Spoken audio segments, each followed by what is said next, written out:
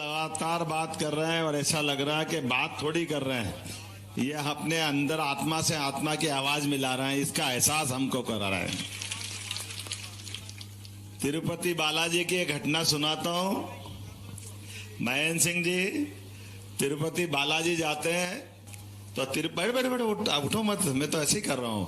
हमारे मंच पर विराजमान अभी अभी जिनने विस्तार से अपनी बात कही, श्रीमान सिंधिया जी, जोरदार अभिनंदन करें सिंधिया जी का। हमारे प्रत्याशी भी हैं, भारत सरकार के यशस्वी मंत्री भी हैं, और आपसे उनकी बातचीत का तरीका देख के लगा कि मुझे अब आपसे आह्वान करने की थोड़ी कम जरूरत है, आपका प्रेम दिख रहा है। इस अवसर पर जिला अध्यक्ष राजू बाथम जी, जरा ताली वाली बजाते रहो भाई, जरा सुरेंद्र शर्मा जी, महेंद्र राम सिंह यादव जी, विपिन खेमरिया जी, विजय शर्मा जी और पूरा मंच, जोरदार तालियां हमारी खटीक बहन जी से लगा के, बाकी जिला पंचायत के अध्यक्ष और सारे पदाधिकारी, सबके लिए अभिनंदन। मैं बता रहा था कि तिरुपति बालाजी दर्शन करने जाते हैं तो लंबी लंबी लाइन लगती है, और लंबी लाइन लगती तो वहां एक नारा चलता है, वो गोपाल कृष्ण ही है, तिरुपति ध्यान में है ना सबको, भगवान कृष्ण का ही रूप है। लंबी लाइन लगती तो लंबी लाइन में टाइम पास करने के लिए, भगवान की भक्ति में डूबने के लिए जो देखो वो नारा लगाते हैं, गोविंदा गोविंदा गोविंदा गोविंदा। ऐसी लंबी लाइन लगती, जब तक दर्शन नहीं हो तब तक गोविंदा गोविंदा बोलते रहते। अब ऐसी लंबी लाइन में नए दंपति पति पत्नी दोनों वो भी लाइन में लगे थे। लोग ने सुना कि सब गोविंदा गोविंदा बोल रहे हैं, उनकी पत्नी कुछ और बोल रही। दो चार लोगों का इधर ध्यान गया इधर ध्यान गया, पति तो बोल रहा गोविंदा गोविंदा, पत्नी बोले आगे वाला बोले वही सही, आगे वाला बोले वही सही। नहीं, ये क्या हुआ, पल्ले नहीं पड़ा, ये नारा तो गोविंदा बोलना था, आगे वाला बोले वही सही, आगे वाला बोले वही सही, वो बोले चली जा रही। अब लोगों से रहा नहीं गया, उन्होंने धीरे से पूछा कि यहाँ बहन जी, यहाँ गोविंदा बोलने की आदत है, आप तो क्या बोल रही? बोले हाँ, आगे वाला बोले वही सही, आगे वाला वही सही। अब वो बेचारी बोल नहीं रही। इस संकट में उसके पति को दया आई, उन्होंने कहा भैया ये सही बोल रही है। तो उन्होंने कहा सही क्यों बोल रही? बोले हम गांव से आते और हमारी परंपरा है कि पत्नी पति का नाम नहीं लेती, मेरा नाम गोविंदा भी ले कैसे नाम इसका, ये आगे वाला बोले वही सही, आगे वाला बोले वही सही।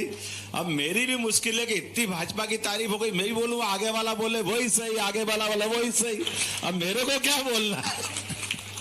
जितनी तारीफ हो गई, जितने प्रकार से बात आ गई, अब मेरे पास कोई बचा नहीं है। जितना प्रेम आपने जनता से पाया है, जो जो बोया है, हमारे पास तो किसान परिवार से आते हैं, और किसान परिवात्मा परमात्मा की दया से भगवान में विश्वास करता है, और भगवान में विश्वास करता है वो सीधा राम और कृष्ण से जुड़ता है। बोले भगवान राम कृष्ण भगवान की ऊपर से नीचे की ये रिदम बनती है। और इसलिए दुनिया को भले ही समझ में नहीं आए, लेकिन हमारे यहाँ हर एक किसी को समझ में आता है। अपने इस देश की संस्कृति को हम समझते हैं, इस प्रदेश की व्यवस्था को समझते हैं।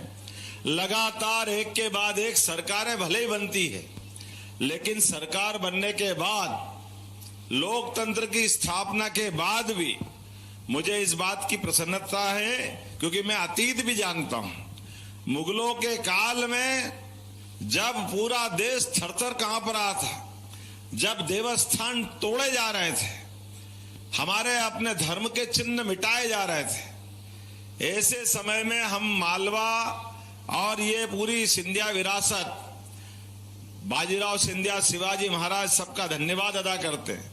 और महाराज सिंधिया के इस पूरे क्षेत्र के अंदर उज्जैन के सारे मंदिर 1235 में तोड़े गए, लेकिन मुझे मालूम है 18 पुराण है, उसमें एक बड़ा पुराण है स्कंद पुराण, और स्कंद पुराण के 18वें अध्याय में अवंती खंड है। उस अवंती खंड में सारे मंदिरों का उल्लेख था, लेकिन कागज में था, मैदान में नहीं था।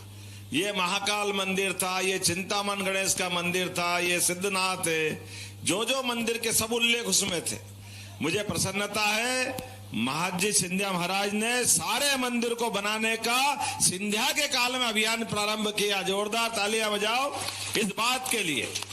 और वर्तमान का महाकाल मंदिर जो ज्योतिर्लिंग के नाते से जाना जाता है, वो ज्योतिर्लिंग का मंदिर भी जो तोड़ करके भगवान की प्रतिमा कुंड में फेंक दी थी, मंदिर पूरा बनाया और भगवान को ला करके वापस पुनर्प्रतिष्ठा का काम अगर किसी ने किया है तो महाजी सिंधिया महाराज, राणोजी सिंधिया महाराज ने करा है। यह हमारा सौभाग्य है। आज इस समय पे इस चर्चा को करना ज्यादा समसामयिक है, आज इसकी आवश्यकता ज्यादा है। हम अगर इसकी बात करेंगे तो मन में संतोष होगा, क्योंकि हम दो प्रश्न खड़े उठा कर, दो प्रश्न आपको दिखाऊंगा सामने। दो प्रश्न खड़े हैं, एक तरफ एक पार्टी, एक तरफ दूसरी पार्टी। पहले मुगल थे तो चुनाव होते नहीं थे, चुनाव के बजाय तलवार से बात होती थी। अभी मुझे बात कही कि मैं तलवार चलाना जानता हूं, हमारा जरा जरूर जानता हूं। अरे यादव बच्चा, मुझे तलवार नहीं चलाऊंगा तो क्या चलाऊंगा? आप तो जो हथियार दो सब चला लूंगा। अरे हथियार चलाना ये तो भगवान कृष्ण के समय से अपने जो जोरदार तालियां, गोपाल कृष्ण भगवान की। अरे भगवान के लिए कंस को मारने के बाद शिक्षा दीक्षा का क्या महत्व है, यह हमारे सामने उत्कृष्ट उदाहरण उनने दिया। भगवान ने कंस को मारने के बाद कुर्सी पे नहीं बैठे, इसलिए अपने आप के लिए ताली बजाइए। वो वंश है जो कुर्सी का भूखा नहीं है। यह हमारे समाज की परंपरा है जो शिक्षा दीक्षा की महत्ता समझता है। और शिक्षा दीक्षा की महत्ता में हमारे उस तत्कालीन समाज ने कहा कि 11 साल की उम्र में भगवान ने कंस को उसके घर में मार दिया, लेकिन शिक्षा की क्या महत्ता है, तो उनको शिक्षा के लिए उज्जैन भेजा। फिर जोरदार तालियां उज्जैन के लिए। उज्जैन का रिश्ता हमारा है, ये मध्य प्रदेश में आए, ये मध्य प्रदेश के लिए हमारे गौरव की बात। और शिक्षा भी कैसी हुई, इतनी अलग प्रकार की शिक्षा। 18 पुराण, 4 वेद, 14 विद्या, 64 कला, 64 कलाओं के लिए इतना पूरा अध्याय। अभी आज भी इतना आधुनिक समय है, लेकिन सारे पाठ्यक्रम तो आज भी नहीं मिलते हैं जितनी भगवान ने शिक्षा दीक्षा ग्रहण करी। शिक्षित बने तो ऐसे शिक्षित बनो जैसे भगवान कृष्ण बने, ये हमारा सौभाग्य। और कलाएं ऐसी सीखो कि जब जीवन में कष्ट आए तो आपके मुख पे वो अपने आप में सीखी हुई शिक्षाएं याद आ जाए। मुझे इस बात की प्रसन्नता है कि उस दौर में भगवान कृष्ण के मंदिर का भी, महाकाल मंदिर तो बनाया, बाईजाबाई महारानी ने उज्जैन में गोपाल कृष्ण मंदिर बनाया। जोरदार ताली बजाओ उस गोपाल कृष्ण मंदिर के माध्यम से। जब ज्योतिर्लिंग तोड़े जा रहे थे तो ज्योतिर्लिंग बाबा महाकाल का बनाया, और बाबा महाकाल के बाद, सारे मंदिर के बाद, अपने मन में विजेता का भाव कि जब कोई समय खराब होगा, तोड़ दिया वो खराब समय, लेकिन आज हमारा समय है। सभी त्योहार आनंद से मनाने के लिए, पूरे साल सभी त्योहार पर्व मनाने के लिए पर्याप्त धनराशि दी। धूमधाम से महाकाल की सवारी निकलती है, महाराज स्वयं पालकी का कंधा देने जाते हैं। आज भी वो परंपरा है, सोमवार के आखिरी सवारी में अपने हिंदू धर्म का, आस्था का सबसे बड़ा सम्मान जोरदार ताली बजा करके, भगवान तो नहीं बोलते, लेकिन भगवान के साथ साथ पूरे समाज की प्रतिष्ठा स्थापित करने का वो सम्मान है। वो डंके की चोट है, वो कोई भी सरकार रही हो, उसको स्थापित करना ये बड़े कलेजे की बात है। ये उसी प्रकार से जब ऐसा 1000 साल पहले मोहम्मद गजनवी ने सोमनाथ का मंदिर तोड़ा था, और सोमनाथ के मंदिर को सरदार वल्लभ भाई पटेल ने 1947 में ही बनवा दिया। जोरदार तालियां सरदार वल्लभ भाई पटेल के लिए। और दुर्भाग्य इस समय भी जवाहरलाल नेहरू जी और उनके वंश ने उस मंदिर में जाने से पटेल को रोका था, आप मत जाइए। डॉक्टर राजेंद्र प्रसाद गए तो उनको, उनके जब राष्ट्रपति से हटे तो दिल्ली में मकान नहीं दिया। पटना के रहने वाले थे, पटना में भी मकान नहीं दिया। जो इस देश का राष्ट्रपति था वो अनाथालय में जाना पड़ा उनको। कितने अपमान की बात है, केवल एक कारण से कि वो सोमनाथ के मंदिर का उद्घाटन करने गए। दुर्भाग्य के साथ कांग्रेस की यह दृष्टि है, जो सोमनाथ मंदिर के समय कांग्रेस के प्रधानमंत्री जी के द्वारा हुआ निर्णय, वो बाद के काल में आज तक हम देख रहे हैं। आज भी भगवान राम की जय जयकार हुई, हमने देखा। उसके पहले हर बार अड़ंगे लगाए भगवान राम के मंदिर बनाने के लिए, लगाए कि नहीं लगाए, हमने सबने देखा। कांग्रेस के बड़े बड़े नेता भगवान राम कहां पैदा हुए? अरे आप बताओ, किसी से भी पूछो भगवान राम कहां पैदा हुए, भैया बताओ तो, कहां पैदा हुए? आप बताओ, अयोध्या में पैदा हुए कि नहीं हुए? अरे हमको छोड़ दो। रामेश्वरम के समुद्र के बाद उस देश का नाम श्रीलंका, आज भी वो लंका रखते कि नहीं रखते हैं? उनने नाम बदला क्या अपना? वो आज भी 17 लाख साल पुराना इतिहास याद रखते हैं। अपने देश में सीता वाटिका बताते हैं। इतना बढ़िया वो अपनी व्याख्यान करते कि आज भी लगता है कि जैसे भगवान राम कल ही आए हों। सबको मालूम है पूरे देश के अंदर, नहीं मालूम है तो कांग्रेस के लोगों को मालूम नहीं कि भगवान राम वहां पैदा हुए, इसलिए राम जी का विरोध करने सुप्रीम कोर्ट गए। ये चुनाव इस बात का है। आप बताओ, इस 5 साल के अंदर 70 साल पुराने मुकदमे का निराकरण करने के लिए कोर्ट में सही ढंग से मुकदमा लड़ा गया। और हमारा सौभाग्य है, जैसा हमारा मैंने बताया महाकाल का मंदिर का आनंद आया, ऐसे राम जी का मंदिर का आनंद आया कि नहीं? जोरदार ताली बजाओ मोदी जी के लिए। ये चुनाव मोदी जी के लिए हो रहा है और मोदी जी के कामों को हम सामने रखना चाहेंगे और उस काम को और पुराने काम को दोनों निगाह में रखना चाहेंगे। ये चुनाव हमारी इस दृष्टि को लेकर के है कि हाँ, हमारे देश के अंदर भगवान राम का मंदिर नहीं बनेगा तो क्या बनेगा? और जब हम राम की बात कहते हैं, अब ये कहते हैं अड़ंगे लगाने के बाद जब कोर्ट का केस का फैसला हो गया, मंदिर बन गया, भूमि पूजन हो गया, तो इनके लिए ऐसा लगा कि बहुत बड़ा इनकी छाती पे सांप लौट रहा है। आज तक नींद नहीं आ रही, राम जी कहाँ आ गए, अयोध्या क्या हो गया, खाली वोट के कारण। इसलिए इतने अहंकारी के पहले जो अड़ंगे लगाए, लेकिन सुप्रीम कोर्ट के बाद भी ये भगवान राम के मंदिर के लोकार्पण में नहीं आए। और नहीं आए तो नहीं आए, निमंत्रण भी ठुकरा रहे हैं। अरे किसका निमंत्रण? हम जानते गांव के क्षेत्र के लोग हैं, कोई किसी दुश्मन भी कोई निमंत्रण देने घर पे आए तो अपन जाएं या ना जाएं, आपकी इच्छा हो या ना हो, लेकिन कम से कम निमंत्रण वालों का तो सम्मान करेंगे कि नहीं करेंगे? लेकिन ऐसा लगा जैसे पाकिस्तान वाले बुला रहे हैं। ये कांग्रेस का अहंकार तो देखो, घमंडिया गठबंधन का। क्या सोचते हैं ये? नहीं, हम नहीं आएंगे, हम नहीं आएंगे तो नहीं आएंगे। लिख करके निमंत्रण देने वालों को ठुकराया कि हम नहीं आएंगे, निमंत्रण ठुकराते हैं। इतना अहंकार। मैं आपसे आह्वान करना चाहता हूं, अरे अभी तो भगवान राम का ही बना, जमुना जी वाले तो भूल ही रहे अपने कृष्ण कन्हैया लाल की। भैया तुम्हारा गठबंधन देख लिया, तुम्हारा घमंड देख लिया।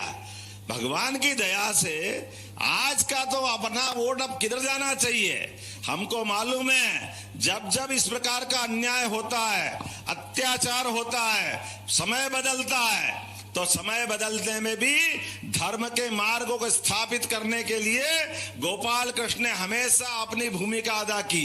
बोला की कि नहीं की है? बोलो गोपाल कृष्ण भगवान की।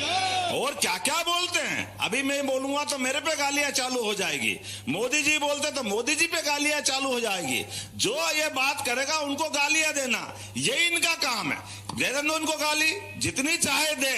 हमको मालूम गाली देने का इतिहास भी भगवान कृष्ण से जुड़ा हुआ है। हमको मालूम है किसने, शिशुपाल ने कितनी गालियां बकी थी, कितनी बकी थी। भूले तो नहीं हो आप? भूले कि नहीं भूले?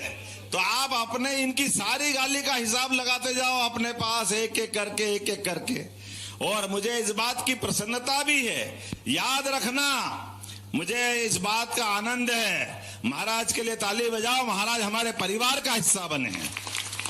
ये वोट इनके लिए, इनके बाद अपने गोपाल कृष्ण के लिए, अपने आराध्य के लिए है, मोदी जी के लिए है। और ऊपर से भगवान के यहाँ से देश राज्य की आत्मा भी आशीर्वाद दे रही होगी कि महाराज आप भाजपा में खड़े होकर के हमारे साथ आए। और पूरा देश दुनिया जानता कि अब की बार। और कैसा दुर्भाग्य है, आज इस बात को याद रखना, अपने वंश के लिए, यादव परिवार के लिए यह ज्यादा चुनौती का समय है। भगवान कृष्ण ने कभी भी, आप देखा जाए तो भगवान कृष्ण ने हर कठिनाई में हर परेशानी में धर्म का मार्ग चुना के चुना और इस वंश को गौरवान्वित किया। हमारा मार्ग धर्म का मार्ग है। शिशुपाल भले ही उनकी बुआ का लड़के थे, लेकिन गलत मार्ग पे गए, गलत भाषा का उपयोग करते गए, तो आखिरी में बुआ से कहा था, बुआ इसके भाग्य में मेरे से ही शहीद होना लिखा है। तो उनने कहा, बेटा मेरा एक बेटा है, इसको बचा लो। तो बचा लूं, कब तक बचा लूं? उन्होंने कहा, ये कुछ भी बोलता, कैसे सहन करूं? बोले कोई बात नहीं, इसको माफ कर दो। बोले चलो बुआ माफ कर दूंगा, 1 2 3 4 100 तक माफ करूंगा। अब 100 के बाद फिर गुंजाइश नहीं है क्या? हमने देखा कि नहीं देखा? तो भगवान ने 100 होते अपनी उंगली उठाई कि नहीं उठाई? उंगली में क्या आ गया? तो वो 5000 साल पुरानी बात थी। आपकी उंगली में भी सुदर्शन चक्र आने वाला 7 मई को आएगा कि नहीं आएगा? तो कांग्रेस का हाथ का पंजा कटेगा कि नहीं कटेगा? आपकी सबकी उंगली में सुदर्शन चक्र आएगा। जो इस वंश के लोग हैं सब आगे बढ़े, अपनी उंगली पे सुदर्शन चक्र धारण करें, संकल्प करें किसी भी हालात में। और आपकी बार तो शिशुपाल तो मरेगा ही मरेगा, द्वारकाधीश भी बनाएंगे हम, आनंद मनाएंगे, मथुराधीश भी बनाएंगे। मथुरा के गोपाल कृष्ण मुस्कुराएंगे। 17 लाख साल पहले दोनों भाई की जोड़ी मानी जाती है, पहले राम जी की और अब कृष्ण जी की। पूरे दुनिया में भारत की जय जयकार होने वाली है, यहाँ की सनातन धर्म की संस्कृति की जय जयकार होने वाली। जब इस जय जयकार का माहौल चलेगा तो यह बदरवास पीछे रहने वाला है क्या? बदरवास कतई पीछे नहीं रहेगा क्या? तो आओ हम सब संकल्प करें, किसी भी हालत में कोई भी आ जाए, कुछ भी आ जाए। मैंने आपको सारी कहानी बता दी है। हम सब धर्म मार्ग पे चलने वाले यदुवंशी हैं। निश्चित रूप से आप बताओ, ये भाजपा है, भाजपा के लिए धन्यवाद अदा करें। पहली बार आपके वंश वालों को मुख्यमंत्री का मौका मिला कि नहीं मिला? आज तक कभी किसी पार्टी ने दिया क्या? कभी नहीं दिया। ऐसे में मेरी इज्जत का भी सवाल है, आपकी इज्जत का भी सवाल है, गोपाल कृष्ण की, भगवान की मंदिर की दरकार का भी सवाल है। हम सब मिलकर के निश्चित रूप से संकल्प करें, ऐतिहासिक दिन बनाएंगे 7 मई का। इतना सुदर्शन चक्र चलेगा, ऐसा चलेगा, मशीन फट के कमल के फूल गिरेंगे बाहर। गिरेंगे कि नहीं गिरेंगे? तो आओ सब खड़े हो जाओ अपने स्थान पर, बांध लो मुट्ठी और हम सब संकल्प करो, अपना भी, अपने परिवार का भी। आंधी आए, तूफान आए, शादी ब्याह में जाना हो, कुछ भी करना हो, लेकिन अपने को हरेक का वोट देना। बोलो सब तैयार है? कोई इसमें बचेगा तो नहीं? तो बोलो गोपाल कृष्ण भगवान की, प्रभु रामचंद्र जी महाराज की जय। जय सिया राम। भारत माता की बहुत बहुत धन्यवाद। भारत माता की जय। बहुत बहुत धन्यवाद माननीय मुख्यमंत्री।